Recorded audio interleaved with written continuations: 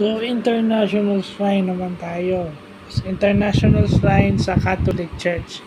So, ito yung mga simbahan na dineclare o inapprove ng Vatican o ng Holy See na international shrines. Kung baga, Vatican nung nagde-declare na international shrine ng mga to. So, ano ang clue? Ito ang mga churches na pinangyarihan o naganap yung mga Marian apparitions o yung mga pinagpakitaan ni Blessed Mother. And yung mga churches na associated with the saints.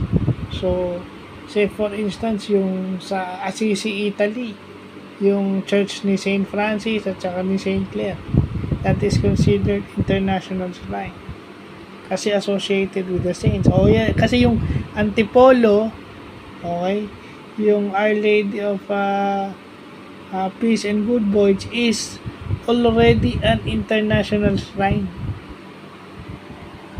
Okay, so dineclare ng Vatican niya na yung Antipolo Church is international shrine na. So, yun pala ibig sabihin ng international shrine. Actually, nabasa ko to sa webs. Tinignan ko yun eh. Ang nilabas ng Google yung sa CNN Philippines. So siguro may mga tao na kung yung ibang balita ng CNN binibigyan ng pansin, pero pag itong mga bagay na to, diba, binalita ng CNN, hindi pinapansin. Kasi ano ba, iisipin ano bang significance niya sa buhay nila, marami. Actually, kapag hindi nga kayo, pag walang intercession ni Mama Mary, mahihirapan kayong mapunta sa langit, sa totoo lang.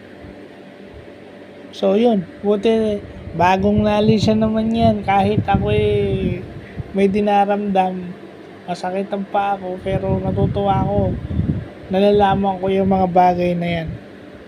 So mas lalo ang lumalago ang aking faith at paniniwala at saka firm na maging Katoliko dahil dyan. So yun lang po.